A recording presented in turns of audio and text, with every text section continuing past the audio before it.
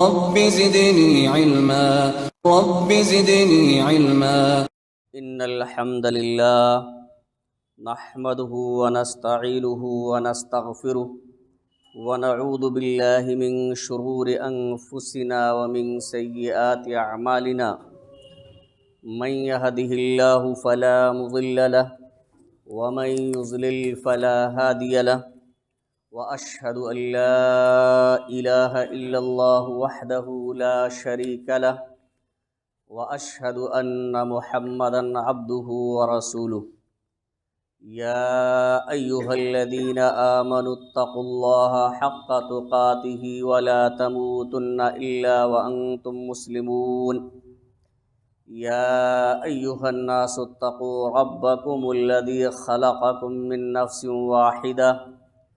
وخلق منها زوجها وبث منهما رجالا كثيرا ونساء واتقوا الله الذي تساءلون به والأرحام إن الله كان عليكم رقيبا يا أيها الذين آمنوا اتقوا الله وقولوا قولا سديدا يصلح لكم أعمالكم ويغفر لكم ذنوبكم ومن يطع الله ورسوله فقد فاز فوزا عظيما أما بعد فإن خير الحديث كتاب الله وخير الهدي هدي محمد صلى الله عليه وسلم وشر الأمور محدثاتها وكل محدثة بدعة وكل بدعة ضلالة وكل ضلالة في النار فاعوذ بالله من الشيطان الرجيم بسم الله الرحمن الرحيم وَإِذَا بُشِّرَ أَحَدُهُم بِالْأُنثَىٰ ظَلَّ وَجْهُهُ مُسْوَدًّا وَهُوَ كَظِيمٌ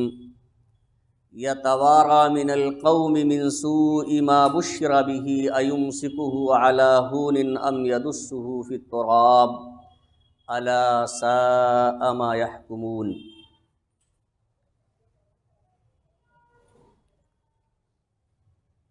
معزز سامعین کرام، حاضرین جمعہ، قوم کے نوجوان ساتھیوں، عزیز طلباء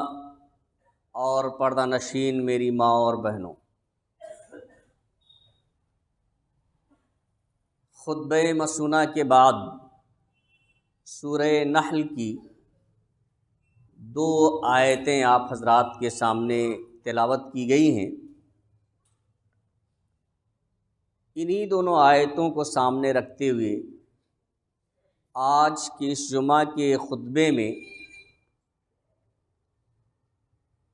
خاتون جاہلیت اور خاتون اسلام کے تعلق سے کچھ باتیں میں آپ حضرات کے سامنے عرض کرنا چاہتا ہوں۔ اللہ رب العالمین سے دعا ہے کہ الہ العالمین ہمیں کتاب و سنت کی روشنی میں صحیح بات کہنے اور کما حقہ اس پر عمل کرنے کی توفیق عطا فرمائے، آمین۔ حاضرین گرامی، اسلام نے جہاں مردوں کو حقوق دیے ہیں وہیں عورتوں کو ان کے حقوق سے محروم نہیں رکھا ہے۔ جہاں مردوں کا ایک مقام ہے وہیں عورتوں کا بھی اسلام کے اندر ایک مقام اور مرتبہ ہے۔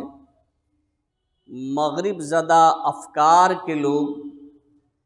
جو اس بات کا واویلا کرتے ہیں کہ اسلام میں عورتوں کے کوئی حقوق نہیں، اسلام عورتوں کو دبانا چاہتا ہے، ان پر ظلم و زیادتی کرتا ہے، اور حقیقت کیا ہے یہ اس وقت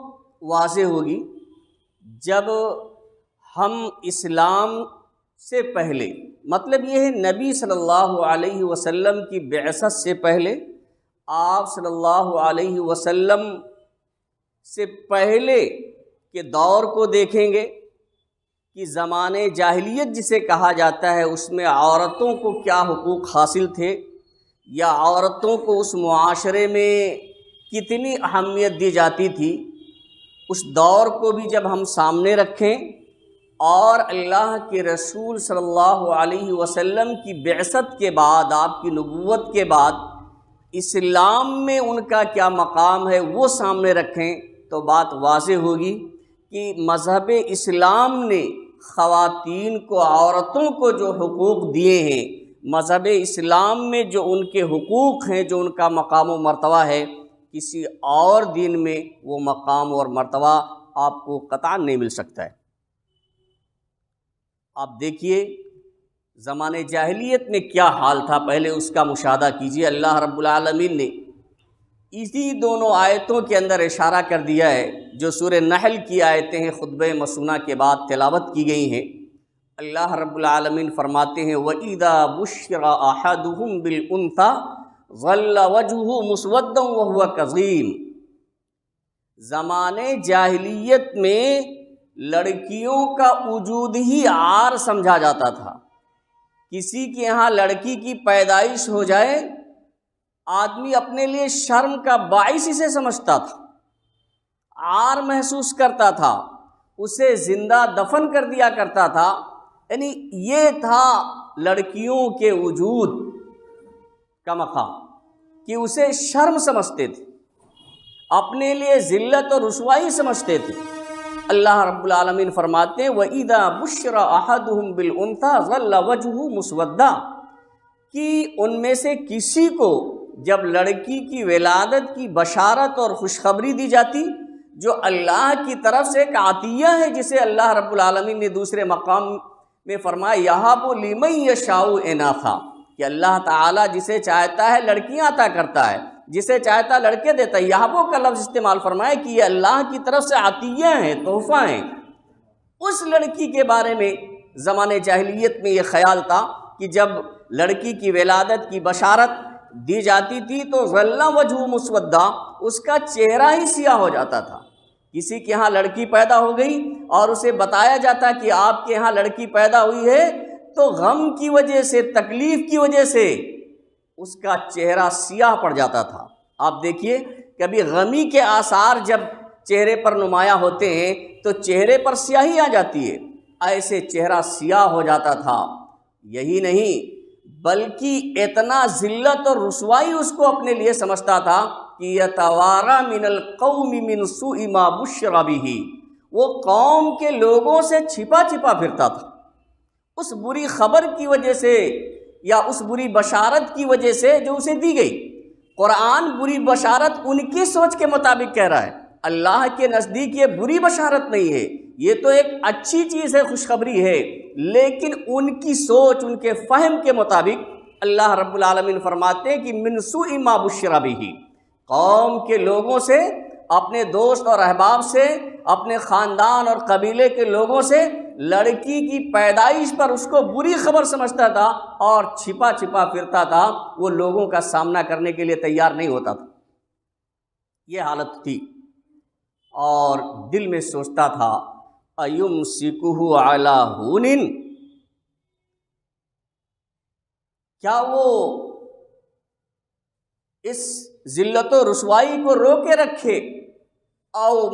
ام یدسہ فی التراب، یا اسے مٹی میں دفن کر دے۔ الا ساء ما یحکمون، خبردار ہو جاؤ، بہت برا ہے جو یہ فیصلہ کرتے تھے۔ آپ غور کیجئے، یہ مقام تھا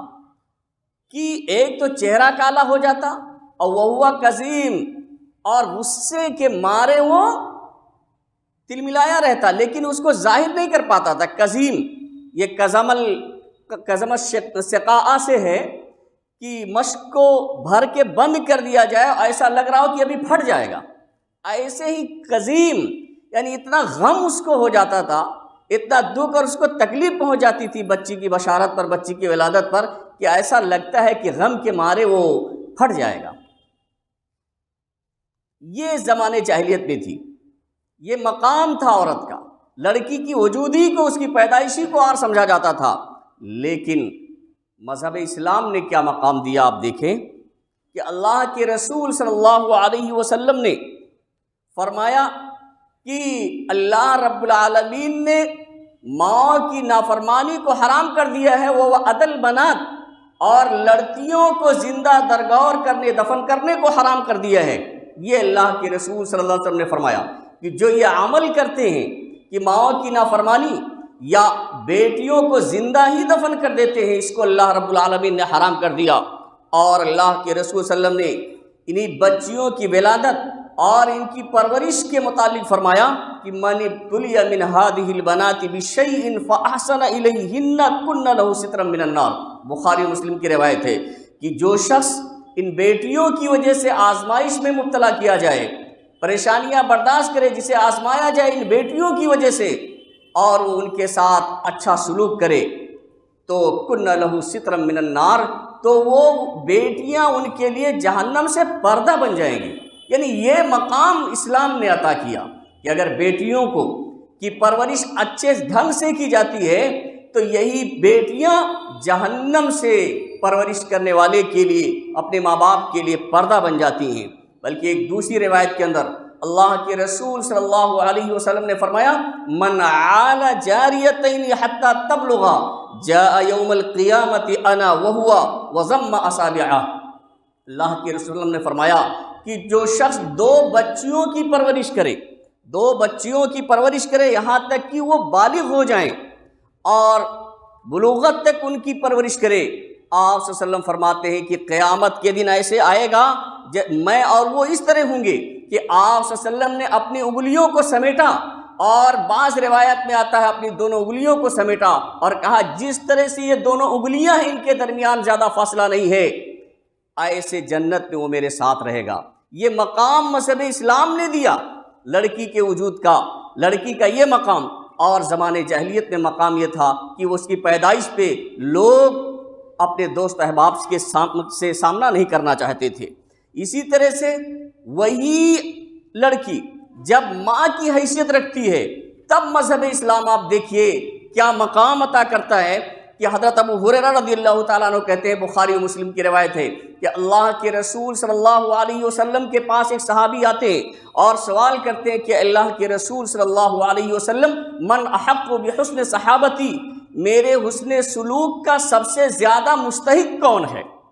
میرے حسن سلوک کا سب سے زیادہ کون مستحق ہے؟ تو وہاں مرد کا ذکر نہیں کیا، باپ کا ذکر پہلے نہیں کیا، بیٹے کا ذکر نہیں کیا، بلکہ اللہ کے رسول صلی اللہ علیہ وسلم نے اپنی زبان مبارک سے جو لفظ فرمایا وہ یہ ہے امو۔ آپ نے فرمایا تمہاری ماں، قال ثم من، پھر اس آدمی نے پوچھا اس کے بعد کون؟ تو آپ نے فرمایا ثم امک، پھر تمہاری ماں۔ پھر اس صحابی نے پوچھا کہ ثم من، پھر کون؟ تیسری بات آپ نے فرمایا ثم امک، پھر تمہاری ماں۔ اس کے بعد پھر پوچھا ثم من، قال ثم ابوک، اس کے بعد آپ نے فرمایا تمہارا باپ۔ اب غور کیجئے، ماں بھی ایک عورت ہی ہے، لیکن اللہ کے رسول صلی اللہ علیہ وسلم نے کیا 3 مرتبہ مسلسل یہی جواب دیا کہ تمہاری ماں، تمہاری ماں، تمہاری ماں تمہارے حسن سلوک کا سب سے زیادہ مستحق ہے، اور چوتھی بار میں اللہ کے رسول صلی اللہ علیہ وسلم نے فرمایا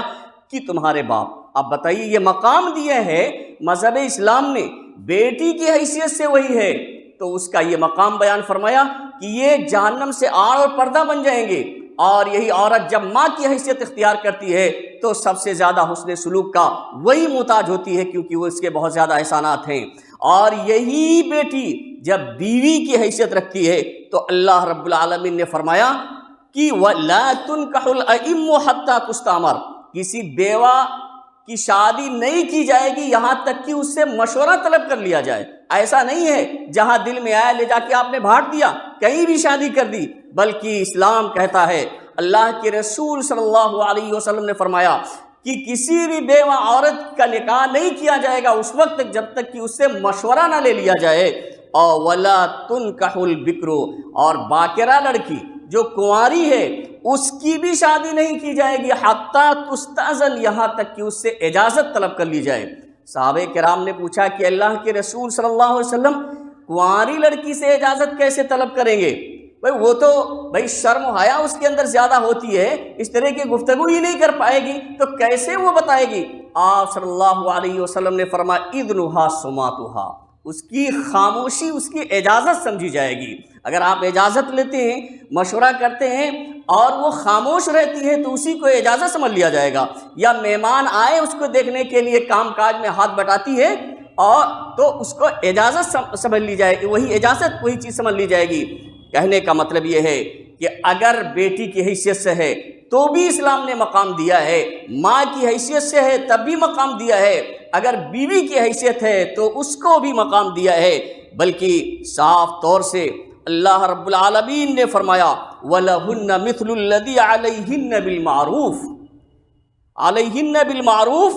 وَلِلرِّجَالِ عَلَيْهِنَّ دَرْجَةٌ، کہ جس طرح سے مردوں کے حقوق ہیں عورتوں پر، غور سے کان کھول کے سن لیجئے، آدمی سمجھتا ہے بیوی ہے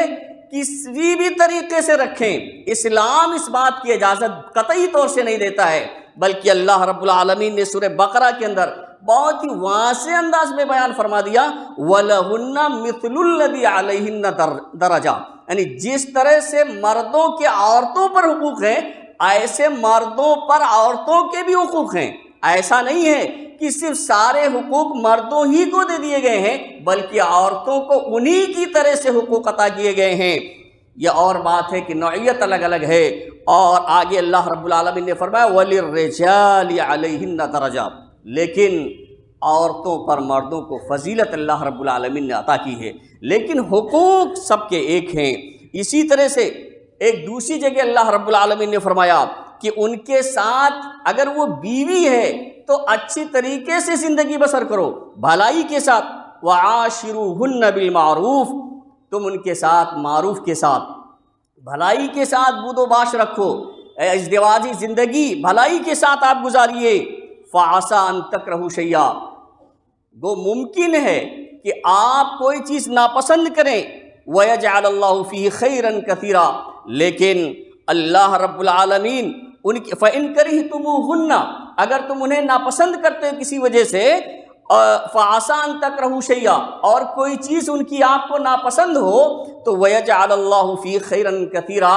اللہ رب العالمین اسی میں بہت سارے خیر کا پہلو نکال دے گا، بہت سی چیزیں خیر کی پیدا کر دے گا۔ اس لیے عورتوں کے ساتھ ہمیشہ بھلائی کے ساتھ زندگی بسر کرو۔ اسی طرح سے کھانا کپڑے کے متعلق معروف کا لفظ استعمال فرمایا، قدر استطاعت جس طرح سے اللہ رب العالمین نے آپ کو حیثیت دی ہے، بغیر کسی ظلم و زیادتی کے اور اسراف و تفضیر کے آپ ان کے کھانے اور کپڑے کا، رہنے سہنے کا انتظام کریں۔ وَلَهُنَّ عَلَيْكُمْ رِزْقُهُنَّ وَكِسْوَتُهُنَّ بِالْمَعْرُوفِ، مسلم شریف کی روایت ہے کہ حجۃ الوداع کے موقع پر اللہ کے رسول صلی اللہ علیہ وسلم نے عرفات کے میدان میں خصوصاً عورتوں کے ساتھ اچھا برتاؤ کرنے کا حکم دیا، اور اسی حدیث میں اسی خطبے میں کہا کہ وَلَهُنَّ عَلَيْكُمْ رِزْقُهُنَّ، تمہاری یہ ذمہ داری ہے ان کو روزی دینا، یعنی کھانا دینا، وَكِسْوَتُهُنَّ، اور ان کو کپڑا پہنانا، یعنی کھانے اور کپڑے کی تمہاری ذمہ داری ہے، بالمعروف بھلائی کے ساتھ۔ تو سامعین کرام، یہ مقام بیٹی کی حیثیت سے ہوتی ہے، ماں کی حیثیت سے ہوتی ہے، بیوی کی حیثیت سے ہوتی ہے تو اسلام دیتا ہے، لیکن زمانہ جاہلیت میں تو بالکل ذلت اور رسوائی کا باعث سمجھی جاتی تھی۔ اسی طرح سے آپ نے سنا ہوگا کہ عورت کا مقام یہ تھا کہ آپ جانتے ہیں کہ بالغہ ہونے کے بعد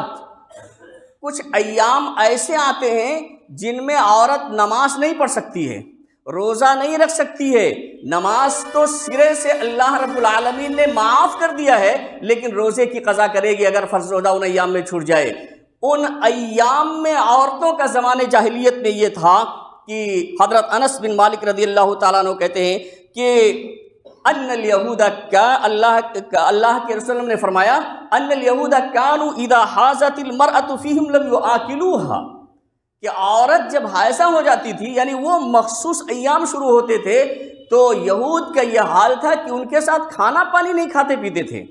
چھوت مناتے تھے، گھروں میں نہیں رکھتے تھے، ان کا برتن پلیٹ بستر سب کچھ الگ کر دیا جاتا تھا، یعنی یہ بہت ہی عیب تصور کیا جاتا تھا اور ان کو بالکل سے علیحدہ کر دیا جاتا تھا۔ لیکن مذہب اسلام نے اعتدال کا راستہ بتایا، اور اللہ کے رسول صلی اللہ علیہ وسلم نے فرمایا اصنعوا کل شیء الا النکاح، سوائے جماع کے، سوائے صحبت اور ہم بستری کے، بقیہ تمام اعمال جائز ہیں۔ وہ آپ کے ساتھ بیٹھ سکتی ہے، آپ کے ساتھ گفتگو کر سکتی ہے، آپ اس کے کام میں تعاون کر سکتے ہیں، وہ آپ کے کام میں تعاون کر سکتے ہیں۔ ایسا نہیں ہے کہ وہ ان ایام میں آ گئی تو ان کو بالکل الگ کر دیا جائے۔ آپ کو بتاؤں، حضرت عائشہ صدیقہ رضی اللہ تعالیٰ عنہ کہتی ہیں، یہ مسلم شریف کی روایت ہے کہ میں حالت حیض میں، بڑی وضاحت کے ساتھ وہ کہتی ہیں کہ حالت حیض میں ان خاص ایام میں ایک برتن سے پانی پیتی اور وہی بچا ہوا پانی اللہ کے رسول صلی اللہ علیہ وسلم کو دیتی۔ وہی بچا ہوا پانی، آپ بتائیے وہ جھوٹا ہو جاتا ہے، جس کو ہم کہتے ہیں کہ یہ جھوٹا ہو گیا ہے، وہی بچا ہوا پانی اللہ کے رسول پیتے، اور جھوٹا وہی بچا ہوا پانی پیتے نہیں بلکہ برتن میں اسی جگہ منہ لگا کر کے اللہ کے رسول صلی اللہ علیہ وسلم وہ پانی پیتے تھے جس جگہ منہ لگا کر کے میں نے وہ پانی پیا ہوتا تھا۔ اور اسی طرح سے ایک ہڈی سے میں حالت حیض میں ہوتی اور ہڈی سے منہ سے گوشت نوچ کر کھاتی، وہی ہڈی اللہ کے رسول صلی اللہ علیہ وسلم کو میں تھما دیتی، آپ صلی اللہ علیہ وسلم کو دے دیتی، اور اس ہڈی سے آپ صلی اللہ علیہ وسلم بھی گوشت نوچ کر کے کھاتے تھے، گوشت توڑ کر کے نکال کر کے کھاتے تھے، اور اسی جگہ منہ رکھتے تھے جس جگہ سے میں نے منہ رکھ کر کے کھایا ہوتا تھا۔